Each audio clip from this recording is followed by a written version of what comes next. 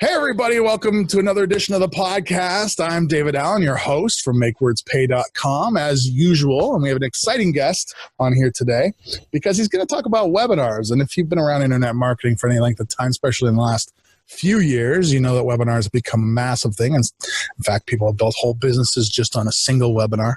And Joel is an expert on these kind of things. So we're just going to jump right in. Joel, welcome to the show. Joel Erway.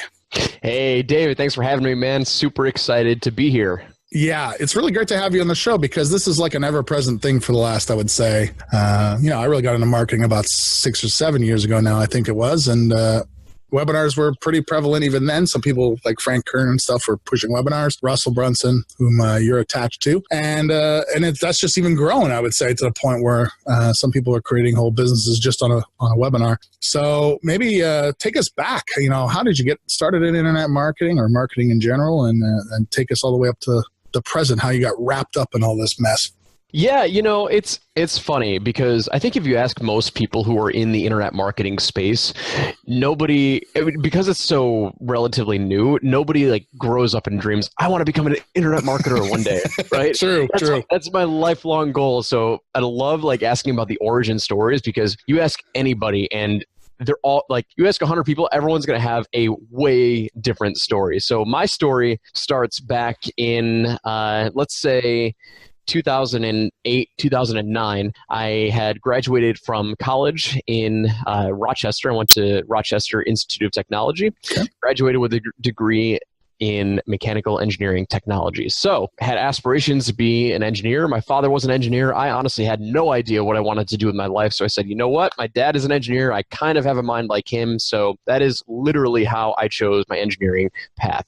Did pretty well in college and graduated. And after I graduated, I spent 8 months at a design firm. And I hated my life. I was sitting behind a computer all day drawing CAD and designing heating and cooling systems for commercial buildings. So, 5 years in college, after 8 months, I'm like, this is not for me, right? Totally makes college worth it. Which seems to be a more popular story now.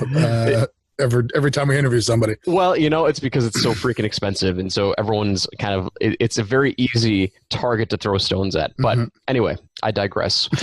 So after 8 months, I started looking for a new gig. And while I was at the consulting firm, we would have these sales reps come in every, I don't know, maybe once or twice a month or something. And they give presentations on equipment that they wanted us to design around, right? So they were pitching us on their equipment. I never really gave, much thought to it. Didn't really know how they made money. Didn't really care. It was just, they came in. I thought that was part of the business, and I didn't have any clout at that point to even make any decisions. So those presentations were a good way for me to get free lunches and kind of cash in on it. Yeah, it was a nice little bonus for me as an engineer making $40,000 a year. But so anyway, when I started looking for a new gig, I realized I had seen an opening for one of these sales reps, one of these local rep firms, and they were looking to expand their territory, expand their business. They wanted a new sales rep to cover Buffalo and New York. And so I interviewed for it. I'm like, well, I know HVAC. I know nothing about sales. I have zero sales experience. I'm probably not going to get the job, but I'll go interview anyway. And chances are,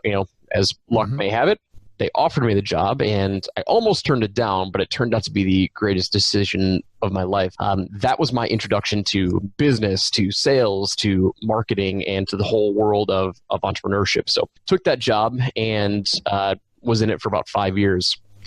The core way that we sold was through sales presentations. So as reps would come, like in my engineering days, as reps would come to my office, they'd give these sales presentations, say, hey, our equipment is awesome. You should design around it. So now I had to learn that business model and get intimately involved with how that worked. And I had the responsibility of getting new business and doing these presentations, or bringing in the manufacturers who repped the equipment, and they would give the presentations. And so learned the art and the model of that. And so over the next 5 years, that became the way that I grew the business. So to kind of go a little bit deeper, because this is a core part of how I ultimately got into webinars, but for about 2.5 to 3 years, we had really, really slow growth. And I was 100% commission only sales.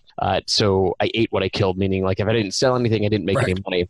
And at that point, I had been bringing in my manufacturers that we represented, and they were giving the sales presentations, and they were just flat out ineffective. I mean, I did it for 3 years, and we were really just kind of banging our heads against the wall. And as somebody who's entering a brand new territory where I didn't have the relationships to rely on with people to be like, hey, listen, can you throw me some, a couple of deals here and there? That's how a lot of our business was won, just over the course of long-term relationships. Well, I didn't have that because I was brand new. And I saw that these presentations were just putting people to sleep. I mean, it was engineers pitching products to engineers. And if you know anything about engineers, we are some of the most boring people out there. And so these presentations would literally put people to sleep. And so after 3 years of just like making hardly any money, I'm like, I need to make a change or get out of here. And so I saw the opportunity with sales presentation. I said, you know what? I'm going to learn how to give these presentations myself and see what happens there. So I would fly around the country and I would learn about these products that we were selling. And every time that I went into an airport, I made a commitment to go buy another sales presentation book, like how to give an effective sales presentation. So I kept buying them and reading them. And after probably 3 or 4 books, I saw the common patterns that we weren't doing with our sales presentations. Right. And the core part that I saw our gap was that we were way too technical, right? There's this saying that goes, a confused mind doesn't buy. And when you're teaching way too much, I call this the expert's curse, right? Anyone who's trying to explain why they should buy our product or our program or our services, we're usually so connected to the end product because we're the creator, we're the expert, that like we want to share everything we possibly know about it. And that's like cardinal mistake number one, like just don't word vomit, and you can't confuse your prospect. And we were making a ton of mistakes, but that was like the core mistake that we made. And so when I revised the presentations and I started giving them myself instead of waiting for my manufacturers to come in, that's when everything changed. So we basically almost overnight, well, I shouldn't say overnight, but within a year of me doing the presentations, we went from $500,000 a year in sales to about $2 million a year in sales. And like everything just, the entire game just completely changed. We started implementing a couple other marketing initiatives too, but the sales presentations were really what drove it. That's what lit the fire, and that's what sparked the combustion of massive growth. And so,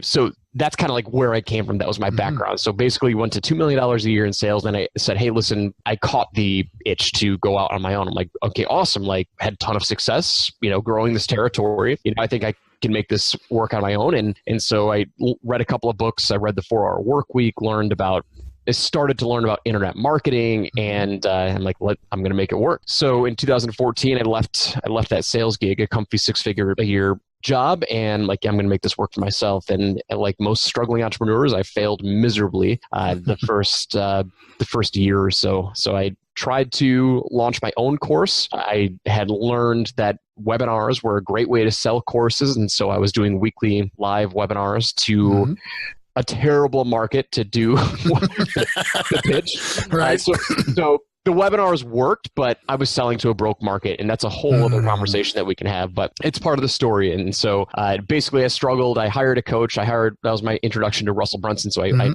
hired him as my first coach, paid him $10,000, and also spent a bunch of money on ads, and eventually ran out of funds. And so I reached out to Russell. I'm like, hey man, like, we're making some sales and I can totally see how this works, but I kind of had to come down to my humble beginnings, and I'm like, listen, I'm out of cash. Like, I need a job. Can I sell for you? I know your coaching program. It's a great coaching program, but I just need some cash for ads and cash for some other things. And so thankfully he said no. He goes, all of our leads are booked right now, but you should talk to one of our coaching students, Jason. Let me make the introduction, because he's got a webinar and he wants somebody to follow up with those leads and on the phone. So I was initially trying to close deals for Russell on the phone, and so then he connected me with Jason. So have I lost you so far? No, this is great. It's great stuff. It's a journey. It all makes sense. I swear it might be a little bit long, but it all makes sense. So I reached out to Jason and I said, hey man, Russell wanted us to connect. I heard you're looking for a phone salesperson. And so he said, well, watch my webinar before you follow up these leads. Watch my webinar. and then I'll have you follow up with the phone leads and we'll go from there. So I watched his presentation and I'm like, man, you probably aren't making many sales with this presentation, are you? He goes, nope, that's why I need phone sales. I'm like, well, I think you have a bigger opportunity by letting me take a stab at your webinar. And he goes, sure, I hate doing webinars, but I just know I need to do them. So by all means, take a take a crack at it. I took 2 weeks. I revised his pitch, I revised his content, and I basically rewrote his entire webinar. And he went from making about 1 sale a week. He was running paid traffic to a weekly live webinar. He went from making about 1 sale a week to the first time that I ran the webinar for him. So I was delivering the webinar for him.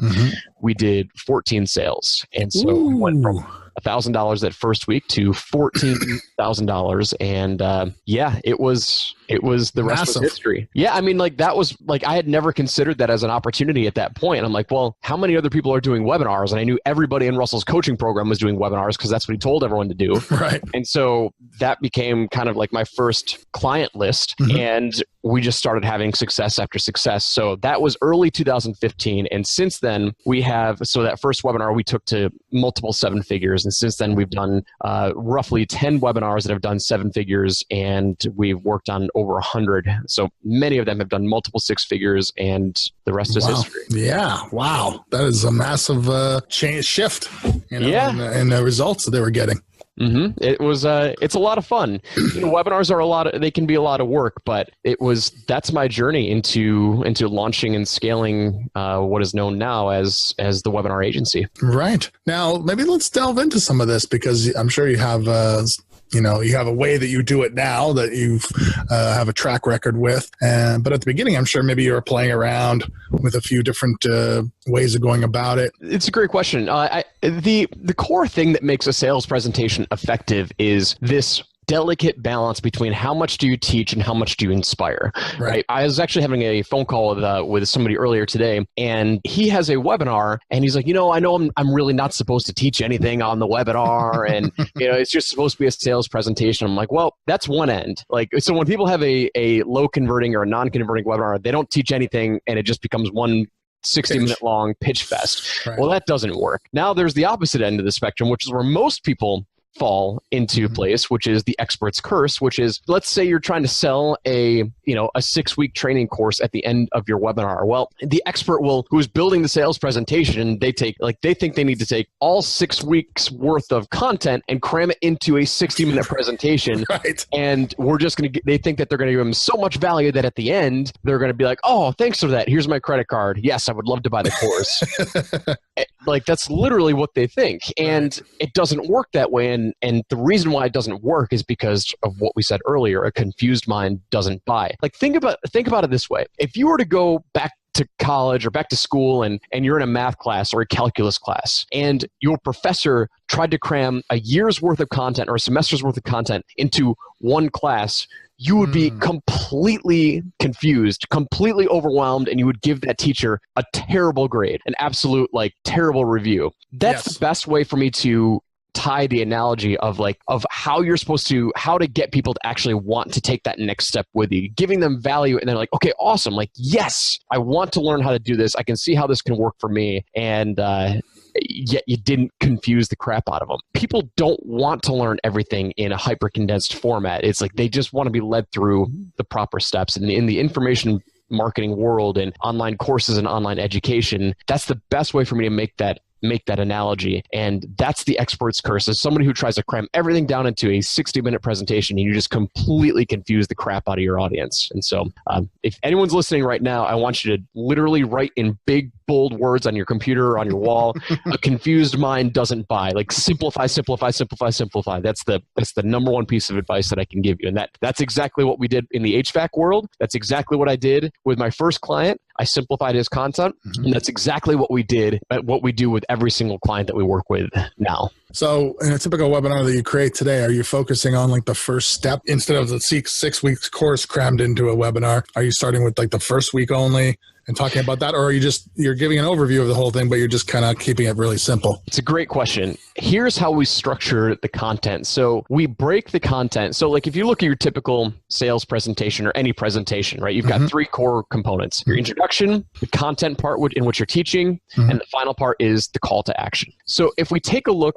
at the middle part, which is the bulk of your presentation, that's the content. Right. The way that we break it up, the way that we go about writing the sales presentations, is that in content portion, we break it up into three core components, 3 to 4 components, but we'll just keep it simple right now. 3 core components. And the first part is where we really, I call this selling before we ever make the sale. Inside of the content part, we have to structure it in a way where we're selling the product. So when we get to the actual call to action, they're already sold and they're ready to take the next step. And so the way that we do it is with the first piece of content, we're actually introducing the overview, introducing the system, introducing the method. Right. So if I'll use my first client as the example. If we are selling a how to build a business on Amazon course, right? The first piece of content that I'm going to show them inside of the webinar is whatever their method is. And so one of the webinars that we built was these guys had they had a method to sell on Amazon, and it was called the unsexy method.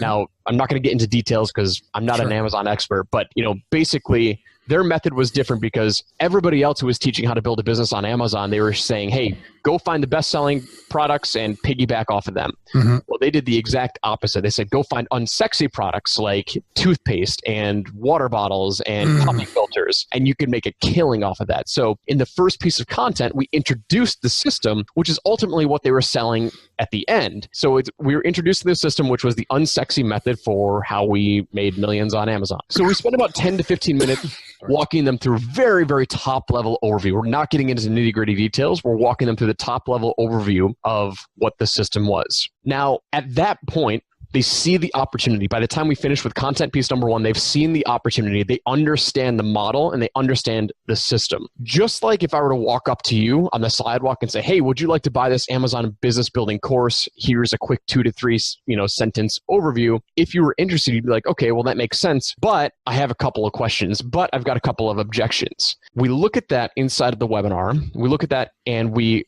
place those top 2 objections as content piece number 2 and content piece number 3. Gotcha. So in the Amazon webinar, it was, hey, okay, that makes sense. I totally get how you're selling unsexy products, but aren't all of the distributors already, taken? Like, aren't they already used by the top power sellers? That was a big objection that we got on the webinar, and we knew that from talking to my clients.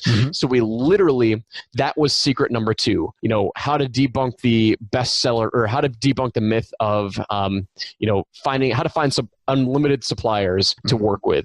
That was literally secret number 2. And we would have that transition statement saying, raising that objection, because I wanted to have that conversation with my prospect, in their mind. It was, so we would literally bring that objection up, like, oh, well, aren't all the good suppliers already taken? Well, that's a false belief. And we're going to talk about that in secret number 2. So then we spent, about 5 to 10 minutes talking about secret number 2, how to find suppliers. And ultimately, when you find suppliers, that's going to lead you to finding products to sell. And so the final objection that we had to conquer was, after we showed them where to find all the suppliers, we would show them how those suppliers will give you lists of tens of thousands of products to sell. And now the objection was, holy crap, that's a lot of products. How do I filter through them and find out which ones are actually going to be profitable? That's exactly what secret number 3 became. And so by the time we we finished with all of the content, before we ever got to the pitch, we introduced our product and we conquered their top 2 objections. So by the time we got to this, to the offer, they're like, holy crap, I get it. I can do this. Like, where do I sign up? And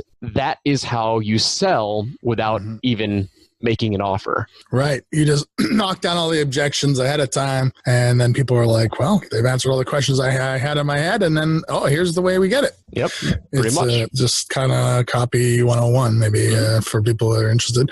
Now, so is this the webinars you mostly do? Are these live webinars, or are they evergreen ones that are automated, or is there a combination, or? I would love to talk about evergreen webinars and live webinars. So to answer your question, I primarily only want to work with people who are doing live webinars, because live webinars are what blows everything else out of the water. There's a reason why webinars work so well, and we don't call them automated webinars, because when you have an automated webinar, you're essentially now just building another automated sales funnel sequence, whether that's an email campaign, whether that's a 3-part video series. Like, it's going to perform. Yeah, it might perform slightly better, but it's when you get into that automation role, like you're now just comparing it to those. And so we focus on live webinars because they will absolutely blow the socks off of any other sales conversion mechanism when you do it live, because you're building that relationship. And we only focus on cold traffic too. So all of this is cold traffic conversion. So cold traffic from a live webinar, cold traffic promotion to a live webinar to a sale. But there's a reason why webinars work so well, live webinars work so well, and it's because you're building that relationship with your audience very, very quickly. They just met you. They just jumped on your list. You're on the webinar. You get to talk to them. You get to answer their questions. And now, even if they don't buy, they now become a super warm prospect on your list, and they will most likely buy from you later on down the road. And so, yes, most of what I'm talking about here is live. We've had very successful automated webinar campaigns too, but we really only want to work with people basis of them doing them live. Where are you going to take this, Joel? What's the next step? Yeah, so with the webinar agency, we've got a lot of cool things that are coming up. We are about to start running live events. We're running live events for experts. We're running live events for copywriters to help them perfect the art and the craft of what they're doing. We are focusing, we're putting a heavy focus on training copywriters, because over the past, I'd say 8 to 12 months, I was interviewing copywriters and trying to grow our team on the agency side, the done for you side. And there are a lot of copywriters out there who think they know how to write webinars. And we went through half a dozen before we found, we paid over half a dozen to write webinars, and until we finally found, we've got 2 rock stars right now who love writing webinars, and they just eat, sleep, and breathe this stuff. And so that's been great. So we were working a long time on building the team. And so now we're growing even more. And I saw that there was a huge opportunity to train copywriters, because a lot of people don't know how to write webinars correctly. It blew my mind. I would pay some webinar copywriters to write scripts, and they would write the introduction and they'd write the sales, the close, and they would leave the content blank. And I'm like, oh my goodness. Like, you realize that's the most important part. Like, it's not the close, because when you're live, like, people will buy you. They're not buying your program. They're buying you. And like, we have the client fill in the content. And I'm like, oh, we need to educate. We need to educate, because if that's, we had a lot of people who said that. Like, we just have the client fill in the content. It's like, oh boy. Oh my God. So that's where we're going next. Is we're growing the podcast, and we're going to start doing live events. So I'm really excited for what we've got coming up. Absolutely, it sounds great, and I'm sure the people in our audience will be looking forward to seeing how that takes shape and where they can access that. So how should people get a hold of you, Joel? People want to learn about this stuff. What's coming up in regards to training copywriters, or just getting maybe a webinar done for their business? Where can they reach you? What's the best way to get a hold of you? Yeah, there's lots of ways. And so number one, you can check out our podcast. We go over tons and tons and tons of webinar techniques and marketing funnels and all that other stuff. I think we've got like 27 interviews already done, published live at the time of this. So that's Sold with Webinars, SOLD, soldwithwebinars.com/live, and you can check out the podcast there. If you want to reach out to our agency, you can go to thewebinaragency.com. And we also have weekly live webinars, and you can go check out those weekly live webinars and funnel hack me and do what.